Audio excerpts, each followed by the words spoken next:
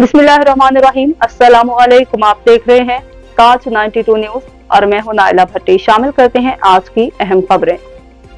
मलीर में कौमी शाहराह के करीब 2 कदीमी गोठों आरिफ पिन्होर और यूसुफ आरिफानी को मस्मार करने के लिए मलीर डेवलपमेंट अथॉरिटी, शाह लतीफ और बिन कासिम थाने की पुलिस, एंटी इंक्रोचमेंट पुलिस ने भारी मशीनरी के साथ चढ़ाई कर दी और कई तामीरात को मस्मार कर दिया। ऐसी इतला मिलने पर दोनों गोठों के हजारों लोग बाहर आ गए और कौमी शाहराह पर धरना देकर बैठ गए और इंतजामिया के खिलाफ सख्त नारेबाजी की। महकीनों के सख्त एहतजाज के बाद इंतजामिया वापस जाने पर मजबूर हो गई। इस हवाले से मीडिया से गुफ्तगू करते हुए पीपल्स पार्टी रहनुमा सरदार अख्तर यूसुफ आरिफानी ने कहा कि MDA का कोई अमल दखल नहीं है। गोठ महकीनों को बगैर किसी जवाज के तंग किया जा रहा है।